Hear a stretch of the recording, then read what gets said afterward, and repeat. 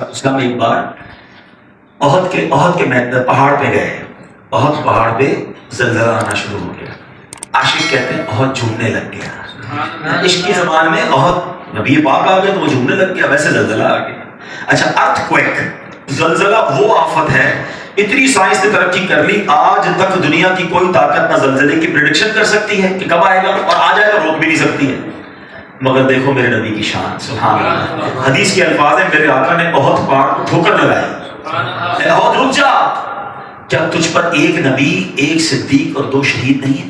یہ حدیث کے کچھ اس طرح الفاظ ہیں کہ تجھ پر ایک نبی, ایک شہید, ایک نبی, ایک صدیق اور دو شہید ہیں. عہد کا زلزلہ رک گیا. دو باتیں سیکھنی ہیں. ایک تو اللہ نبی پاک کو اتھارٹی کیسی دی ہے. سیدی اعلیٰ حضرت فرماتے ہیں نا, ایک ٹھوکر سے عہد کا زلزلہ جاتا رہا. آقا نے ٹھوکر لگا دی نا, ایک ٹھوکر سے عہد کا زلزلہ جاتا رہا. رکھتی ہیں کتنا وقار اللہ اکبر ایڑیاں. اللہ نے ایسا کمال دیا, یہ تو شان مصطفیٰ ہے.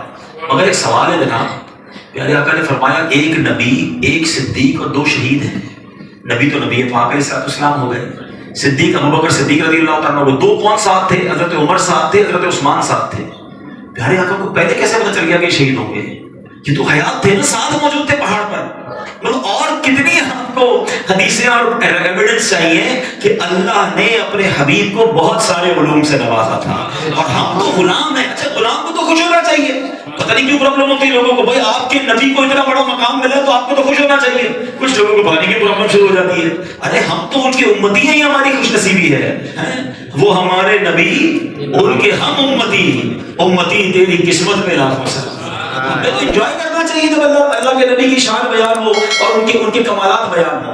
بہرحال میرے پیارے اسلامی بھائیوں, بدر کا واقعہ, one of the amazing historical event in the history